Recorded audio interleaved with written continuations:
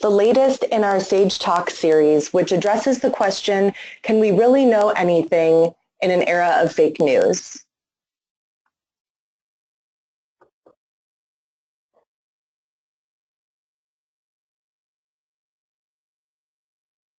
Let me begin by introducing you to our speaker, Don Kettl.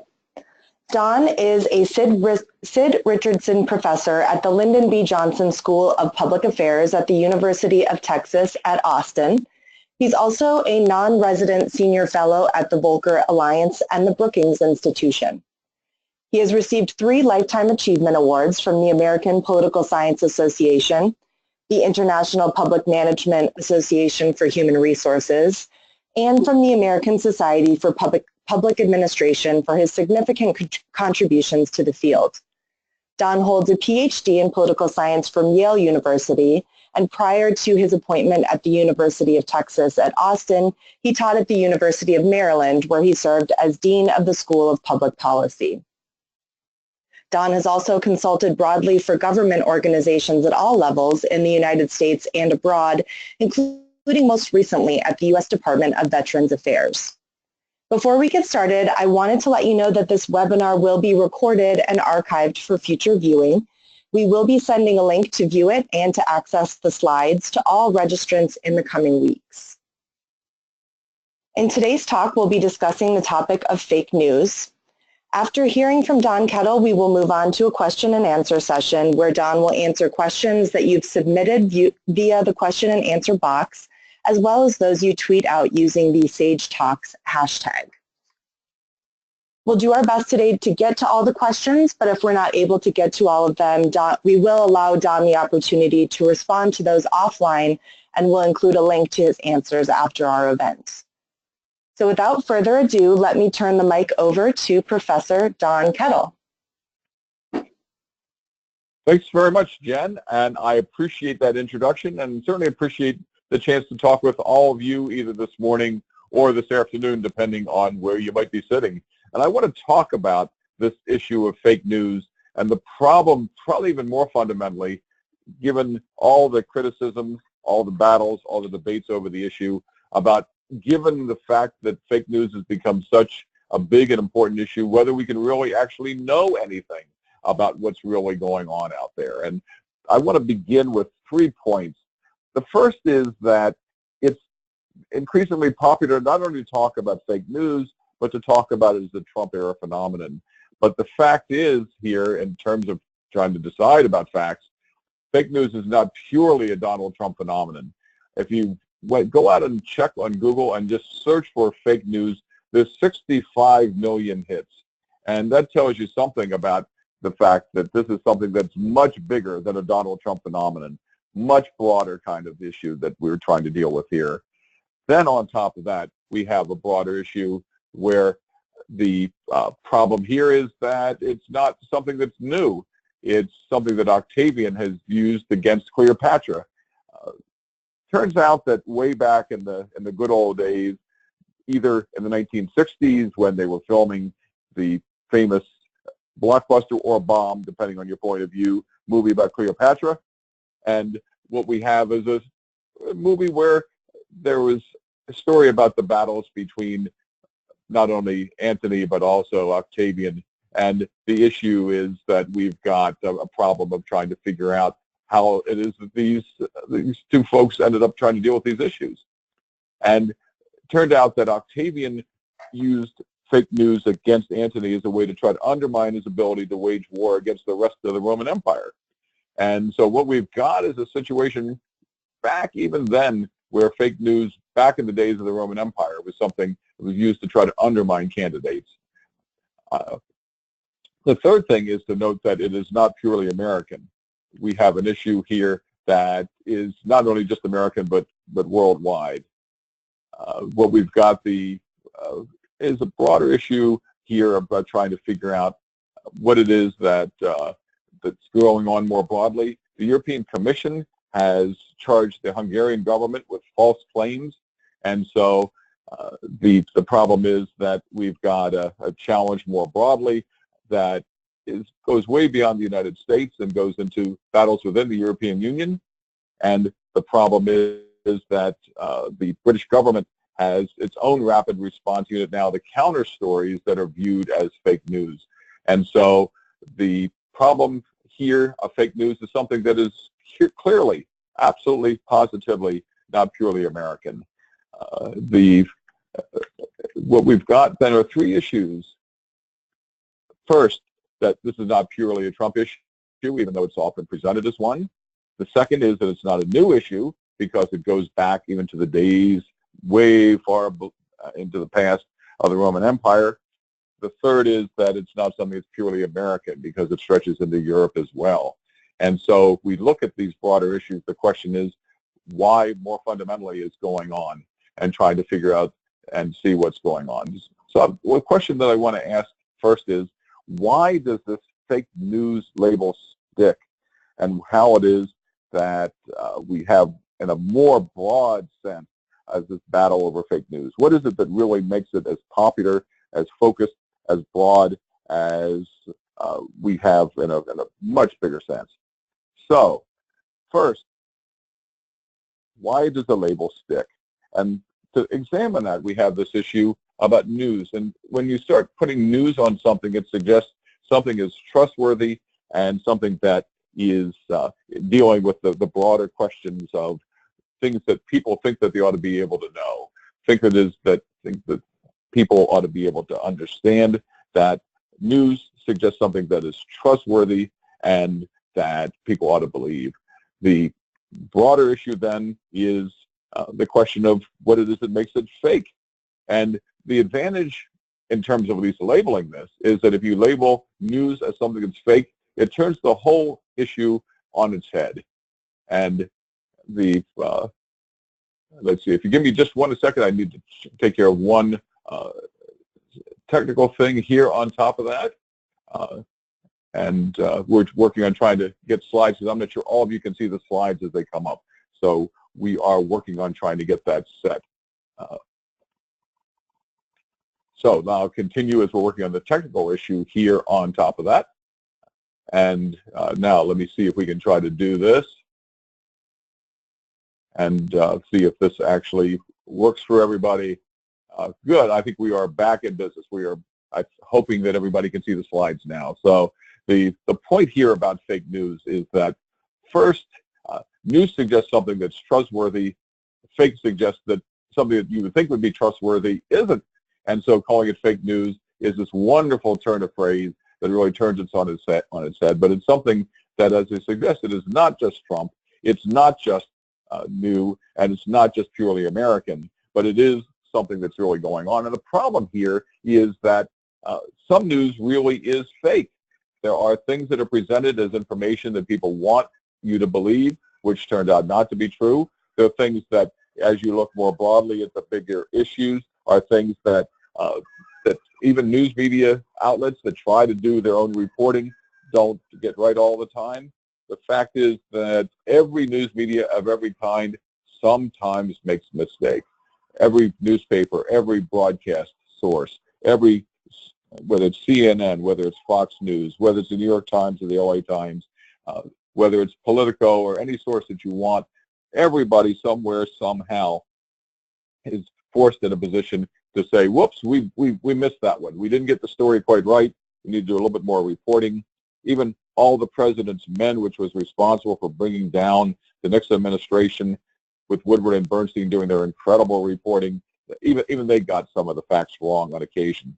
So we have, first of all, the fact that, when it comes to facts, not everybody gets all the facts right. And when it comes to the problem of trying to figure out what to believe, if you can't believe everything all the time from everybody, then there's always a risk that something sometime from somebody is going to turn out to be wrong, and creates this opportunity, this opening for people who have other things and other points they want to make, to try to find a way to try to address and change the way that things happen. But the problem goes much deeper than this. And the problem is that no one ever really believes everything, and some people believe nothing. And so fundamentally, there is this piece about whether or not we can believe anything.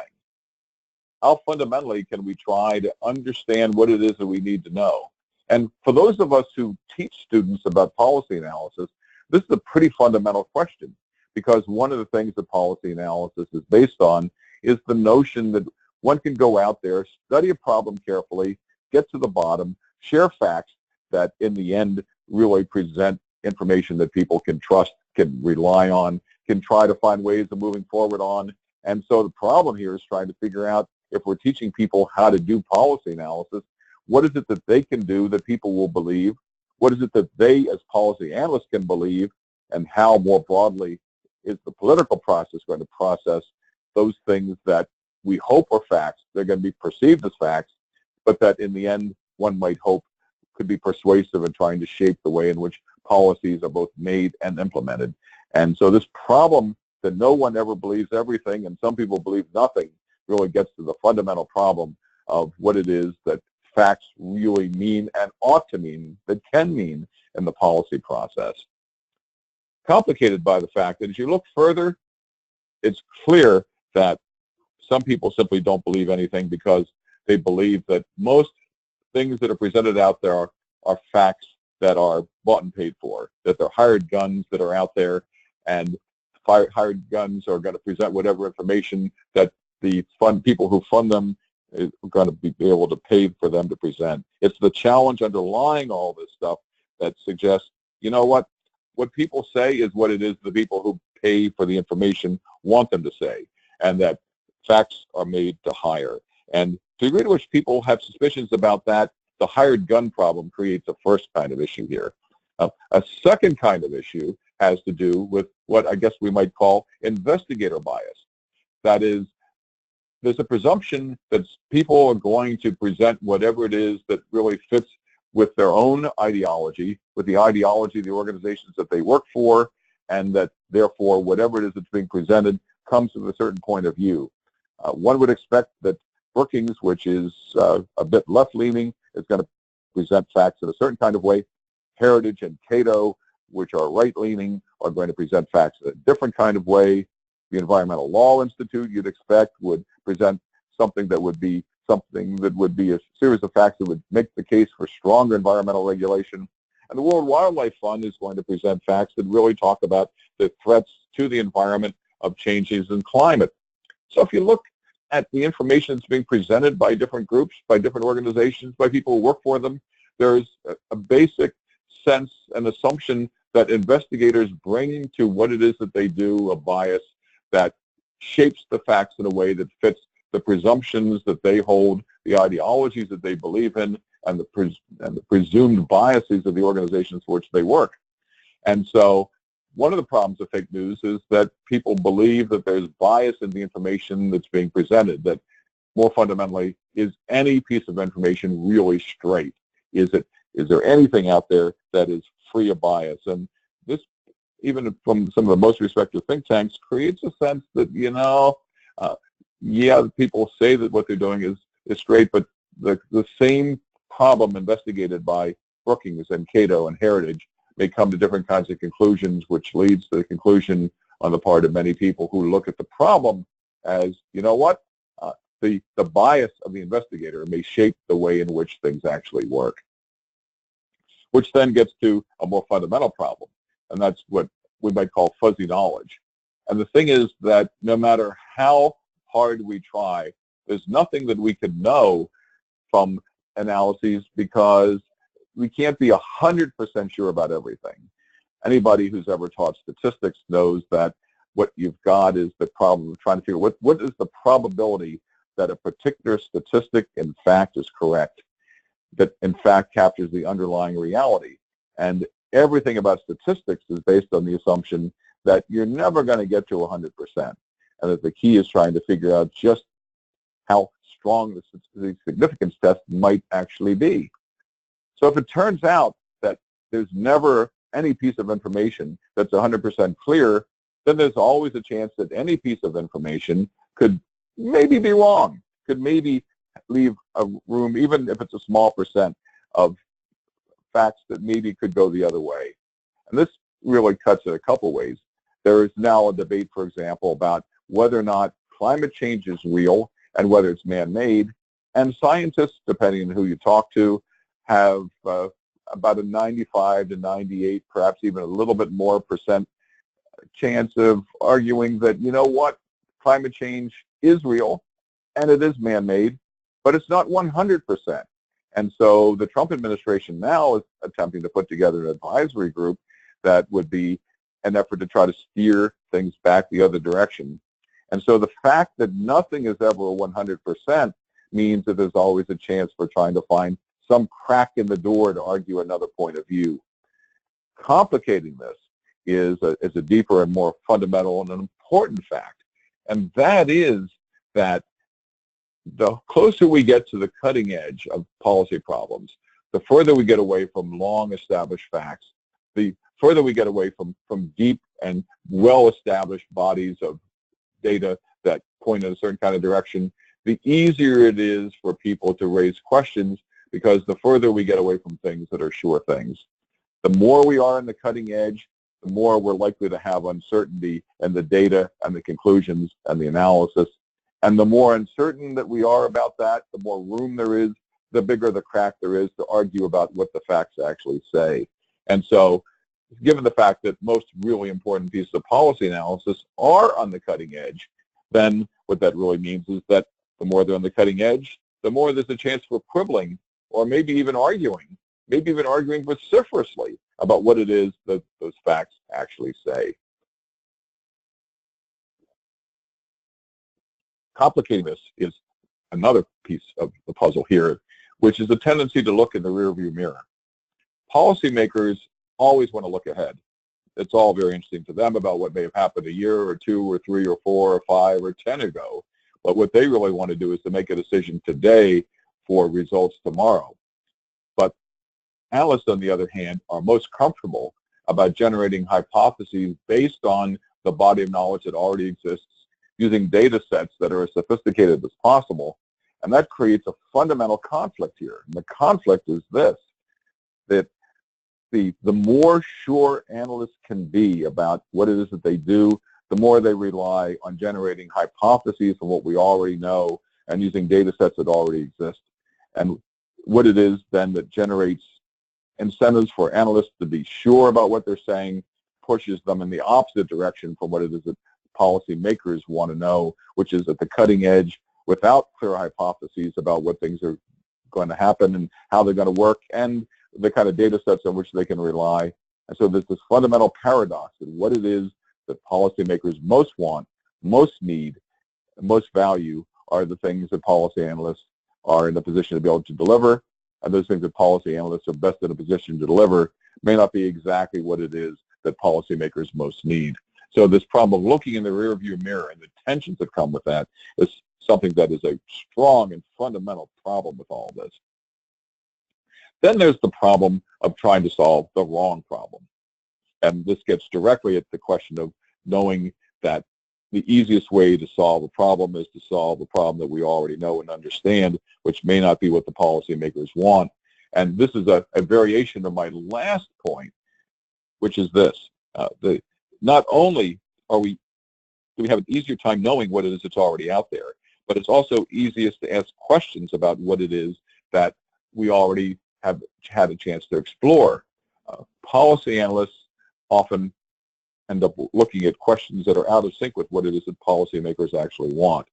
One of the things that, for example, is a great case about this is the battle over Medicare for all. We have big battle policy issue that's emerging right now with people trying to understand what it is that it means or whether or not it's going to work. But the problem is that policymakers are making policy proposals based on a relative lack of data about what's really going on, what it is that people really want. And people who are doing the policy analysis, on the other hand, are tending to look at and ask questions that are not the same ones that the policymakers are focusing on. And so the incentives, the odds that policymakers are going to be asking questions that are out of sync with what it is that policy analysts are working on increase the more that policymakers try to push toward ideas that have not been really thoroughly debated. So the problem here is, how do we get out of this? This is a pretty big mess. And I guess the point that I want to make more than anything else is that it is very easy to look at the question of fake news as if it were just a short-term Trump-only, time-specific, this is all going to go away kind of problem. But what I want to suggest is that fake news is, whether you like the label or not, part of a much, much bigger and more fundamental problem that is going to last far after Trump leaves office, whenever that may be, and is based on a whole series of issues that have been bubbling up for a very long time. So the advantage of thinking about fake news, in a sense, is that it frames issues that we most need to look at in ways that maybe we haven't looked at very carefully before, but which now force us to try to ask, what is it that we can know? What is it that we can teach students about figuring out what they can know? How can students be trained to do better analyses that have more and better impact on policy? And how can we improve policy so that policymakers actually make the best use of the information that they've got? The great point that needs to be made here is that Trump's use of the phrase fake news is, as so often is the case with Trump, a piece of genius in capturing what it is that's already going on out there. So whether or not you're a Democrat or Republican, a Trump fan or not, it has to at least be recognized the fact that Trump has latched on to something out there that is very real and has been going on for a while and will outlast his time in office. So the real question is, how do we deal with all these different fake news traps? How do we, as a community, as a polity, deal with them? How do we teach about them? And in particular, how do we train students to try to avoid getting trapped in them? And in particular, how do we help students avoid getting trapped into the, I like Trump, therefore he's right about the fake news. I hate Trump, and therefore the fake news stuff is bogus. Turns out there's something far more fundamental here. And that requires thinking about a series of strategies, beginning with the importance of vaccinating against hubris. One of the things that in the academic world we need to pay attention to in particular is that, you know what, there is no particular reason why any policymaker in particular needs ever to pay any attention to anything that any of us ever do. That policymakers for several millennia have been making policy decisions without resort to sophisticated benefit cost analysis or policy analysis. There's no particular reason why a policymaker ever has to do it in the future. We all tend to believe that the world would be better if they did more of it, but there's no reason why they ought to. And so we need to begin our examination of what to do about this issue by recognizing that, you know, there's no reason in particular why anybody ever absolutely needs to pay attention to any of this anyway. And so if we're going to try to solve the problem, we have to try to solve in the context of what possible reason would there be for policymakers to pay attention to the analyses that people actually produce. That policymakers pay attention to the analyses that are done, and which gets to the question of how we train students. The background in all this, of course, is that students, I think in general, at least in my experience, have the sense that if you could just sit down and get the analyses right, if you just produce the perfect piece of policy analysis, that's the end of their role, that any policymaker worth their salt would of course pay attention to it. And what we know, for better or worse, is that that is often not the case. So we need to begin by figuring out how to get the questions right. And this really gets to a fundamental tension that exists between the role of theory and literature on the one side and the role of policymaking on the other. And one of the things that I am often told when I talk to policymakers is that there's so much research out there, but most of the research that exists out there isn't really much help to me. I talked, in fact, to one senior person in the U.S. Office of Management and Budget back at the time of the presidential transition. And he said, you know, I had a little bit of time because I knew I was going to have a new boss who's going to come in with lots of big ideas. So I decided to sit down and to try to review all the academic literature in this particular field because I knew there'd be stuff that would be important and useful to me. And I went looking and I couldn't find anything. That, I think, is wrong and too cynical. But the fact that people at high levels of government look at the literature that's being presented and say that they can't find stuff that's useful suggests that too often the literature is out of sync with what it is that policymakers actually want answers to. How does this happen? And it happens in part because Literature builds bit by bit. Theory building happens bit by bit by building block by block on the work that's been done on the backs of scholars for months, for years, for decades, for generations, and where the goal is to try bit by bit to add to what it is that we already know. That is, past hypotheses and past research tends to generate the ideas for projects that most need work now. Policymakers, on the other hand, are often at a very different place. And so they are trying to solve problems that they see existing in front of them. And the challenge, the tension that we have here is this. The challenge and the tension and the problem is that policymakers tend to be looking forward. Theory building tends, for the most part, to be looking backwards and trying to find ways of building on what we already know. And that often creates a big gulf. That, in addition to that, the policy analysis process is often focused on supply side kinds of problems. That is, we think we know things, we will supply analyses that we believe will be of use to policymakers. Policymakers work for the demand side, that is, here are problems for which we need questions, and too often the supply and the demand side don't find, as the economists would put it, a very happy equilibrium between them. We don't have a good system for matching the analyses that needs to be done with the analyses that policy analysts can do.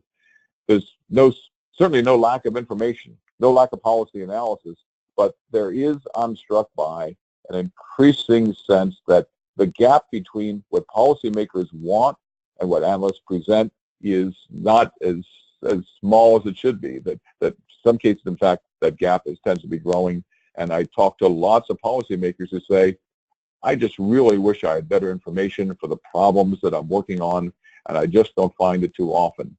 That's something that those of us in the academic community need to pay careful attention to, because it really means trying to find a way to close the gap between the supply side and the demand side for analyses. How to do that? And that means finding ways of asking the questions that most need to be answering and not on the problems where there are data. One of the things that I think has increasingly happened in the world of academic research is that the nature of the data sets that are available and the nature of the statistical tools that can be used on those data sets tend to shape the analyses that gets done. And as I suggested before, so often in the world of public policy and policy making, we are on the cutting edge where there may not be big data sets, where the statistical tools that we have may not be a good fit for those problems. And sometimes the problem really is that what it is that policymakers most want are not problems that fit easily within existing data sets or existing methods. Things that tend to be both backward-looking, oh, I've got a great data set, but it's based on information collected 5 years ago, or I want to try to figure out whether or not what's going on is statistically significant, but what I end up with is something that's hard to translate because of the way in which the work gets done. And policymakers often have very little patience for that kind of thing. Often, on the other hand, we have enormous amounts of data which maybe don't exist in a traditional kind of way. And so what this really suggests is the need maybe to be a little bit more creative about defining problems first and then finding data that we can use to try to answer them, instead of trying to do analyses of the data that we've got in the hope that they will answer the problems that policymakers are asking. One really interesting way in which some of this stuff is happening now is that the city of Chicago is trying to figure out how best to deploy its restaurant inspectors. They've got a lot of restaurants. They have not enough restaurant inspectors. Where would it make the most sense to deploy restaurant inspections and inspectors to try to make sure that they can ensure the public health of citizens who end up going out to eat? And so what they've done is they've looked at Yelp restaurant reviews. And Yelp restaurant reviews sometimes say, you know, I'm not so sure about the food, wasn't all that tasty. Restaurants that have problems in reviews may have problems in the kitchen. And so the city of Chicago has used Yelp restaurant reviews to try to figure out where to go to try to place their inspectors to improve the odds that they're going to inspect where it is that the problems are, instead of doing it on a random basis and run the risk that they're missing what it is that's going on. I mean, here's a very interesting case where unexpected sources of data can produce unexpected kinds of insights that in the end turn out to be much more interesting and trying to find ways of solving problems that policymakers have. Which gets to a related question of relying more on big data. Not only can we use things like Yelp restaurant reviews for deciding some of these problems, but it turns out that there are lots and lots of sources of big data that can be used for understanding problems. One truly horrifying statistic among other kinds of problems of waste, fraud, and abuse in government is that the federal government's Medicare program has 10% of its budget that is accounted for by what the federal government calls improper payments. That is, payments that are transactions for which there are not adequate documentation, which may be fraud, waste, and abuse, may simply be the case that they're just sloppy paperwork. But that's $65 billion. $65 billion worth of improper payments in the Medicare program alone. This is not good, and some of this clearly, unfortunately, represents fraud and waste and abuse. So we hear about fraud, waste, and abuse all the time, often as if it were just one word that people string together, fraud, waste, and abuse as a problem that represents a way to try to save money. But it turns out that there's nobody who's got any budget worth an item that's, okay, we're going to pay this for a hospital room, this for a hospital test, and here's the line item for fraud, waste, and abuse. It just doesn't show up that way. But if you want to try to identify where those problems are, it turns out that big data strategies can help you look at the transactions, for example, in Medicare, can understand where it is that patterns are starting to pop that just don't quite look right. A very small team at the Centers for Medicare and Medicaid Services, which manage the Medicare program, used a big data approach on lots of transactions. They went out and they found $150 million worth of fraud in the program by using big data analyses, and in the process put some bad guys out of business and recovered money that taxpayers never should have had to shell out to begin with. New kinds of data, looking for new ways of getting insights, turn out to be a very helpful, very useful way of trying to understand what the problems are and how we can get a better handle on what it is that's happening. But most importantly, that means talking in a language that's convincing the policymakers and the public. It's one thing for us to do the analyses, for somebody to say, I'm going to lock myself in my office, I'm going to end up staying in a room, and I'm not going to come out until the answers are clear. But unless the answers are presented in a language that's clear, that's useful, that's persuasive, as I said at the beginning, there's no particular reason why anybody needs to pay any attention to any of this. And one of the reasons why, what it is that we think we know among researchers, and one of the reasons why it doesn't get as much influence as it ought to, is that it's often presented in a language that is unintelligible or at least unpersuasive to policymakers. Statistical tests that are showing high levels of significance, but which are expressed in terms of regression coefficients with asterisks showing how significant that they are, is not going to be the kind of thing that most politicians pay much attention to. Politicians focus on stories. And in a sense, I'm not so sure that's necessarily a bad thing, because telling a story can be a powerful way of capturing a reality that people can latch onto. But what story should people tell? One of the things that we can do is help make sure that people tell the right story. That just as the mean or the median can be a great statistic to represent the central tendency, a good story can be a way to try to represent the central tendency of an overall data set or an overall finding that could be increasingly persuasive, as long as we help people tell the right stories here. And even more fundamentally, increasingly, is the role that geographic information systems, data mapping in short, can work, because people don't live in programs, they don't live inside statistical models, they live in neighborhoods, and they live at a place where people want to know how it is that a particular program is going to affect them.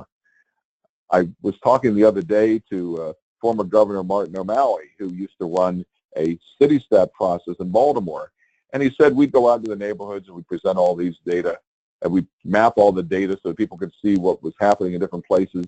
And he said, without fail, within 7 minutes of every presentation, somebody would say, yeah, but what's going on in my block? If you can find a way to take the most sophisticated data and make it real to people where they live, it has an increasing power, much more influence, and you've got data that turned out to be more useful, more transparent, more persuasive, and ultimately data that people are going to pay more attention to as they shape their policy decisions. So it turns out that one of the keys to dealing with fake news is speaking in a language that in fact is increasingly persuasive and powerful, which gets into the storytelling piece as well. Politicians love to tell stories. Politicians are always going to tell stories. Candidates for political office have a stump speech, and when they give that stump speech, it's the same story over and over and over again. Some of the stories are kind of silly. Some of the stories are really powerful. All the stories are important, and politicians are going to keep doing it all the time. So as I suggested, a big part of this is making sure that if politicians, if policymakers are going to tell stories, make sure they tell the right ones. One of the challenges that increasingly Trump has gotten himself into is that he went out, told a story about how he was going to build a wall. He was going to build a wall and make the Mexicans pay for it. And the question that I think we need to challenge our students with is that whether you think it's a good idea or not, why did Trump continue to tell that story, to use that example? And the answer is that if it hadn't worked the first time, if he hadn't stood up and said it and gotten a lot of applause for it, he never would have used it again. He used it and used it again and again and again because he got applause for it. It got people saying, yeah, this is what we want, because it tapped into some underlying pieces and problems. Stories and examples like that resonate because they work for politicians to tap into the kind of conversations that they want. And so one of the things that we need to pay increasing attention to is what kind of stories are being told. Do the stories match the facts? And if they don't match the facts, how can people tell better stories? Fact-checking alone is never going to do the trick. What really needs to happen is that if we're going to change the political discourse, we've got to change the stories that people tell, because in the end, communication happens by those kind of stories that get told and get repeated. So where does this take us? Where it takes us, I think, is that first, the broadest and most important piece, fake news, for all the reasons I've suggested, is not going to go away. Trump, and this is something that I think students often, underestimate, Trump was successful because he tapped into something that was already out there. He succeeded in lighting a fire that was already smoldering. And so the idea that, well, if Trump goes away, this fake news debate's going to go away, simply not true. And the reason is that it taps into big and important issues that have been out there simmering for a long time that he succeeded in capitalizing on. If we can understand the Trump phenomenon as capitalizing on stuff that's already out there, as part of a much broader phenomenon, bigger than the United States, bigger than our current time, something that is much broader, having to do with the nature of discourse about complicated problems, then we can begin to understand the problem we need to solve. Second point is that I believe, at least, that it is possible to know things. Even in an era of fake news, there are things that we can know that are more likely to be true, more likely to be powerful, more likely to be influential, but we have to try to identify them. But to be able to do that, we have to help students navigate this world in a way which produces better questions, better techniques, better answers, and frankly, better discourse, a better match between the supply side, that is what we want to say, and the demand side, what politicians need to hear, and an improvement in the language that we use to try to have that communication. So that in many ways, even though many folks are horrified by the fake news debate on all sides, while it's increasingly difficult to understand whether or not anybody really believes anything, the fact is that there are facts. And having the facts improve the odds that we produce better results. And better results ultimately are what it is that people want. And to the degree to which we can do that and do that better, everybody's going to be a lot better off.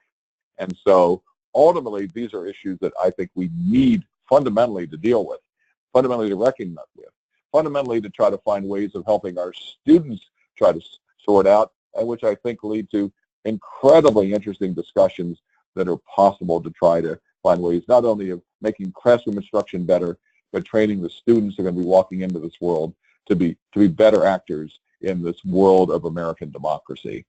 So let me stop at that point. Send us your questions. You can either do it by Twitter using the hashtag #SageTalks, and so hashtag #SageTalks will get it to us, or send the questions via the question box on the screen. So I'm looking forward to your questions, and I'm looking forward to a discussion for the time we have left here. Thanks so much. Thank you so much, Don. And as he mentioned, let's move into our question and answer session. We're answering questions that have come into that Q&A box to the right or bottom of the main presentation screen, or to those coming into Twitter. So let me, first question here is, so how can students navigate through fake news? And, I think, as I suggested, the first thing is to say, you know what, folks, understand that the label is a kind of shorthand for a very complicated set of things. So I think the first thing is to help students unpack all the issues that lie behind it, and the fact that these are things that are not going to go away.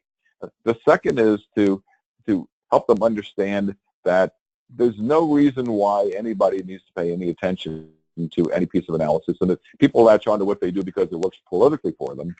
And then third, using cases, examples, to try to dig more deeply into, here's a set of problems that we've got, here's a way to try to get our arms around it, here's a way to try to frame communications around it, and to understand that there are techniques that we can use, including mapping, including GIS, including big data, including better storytelling that can help us get to the bottom of things.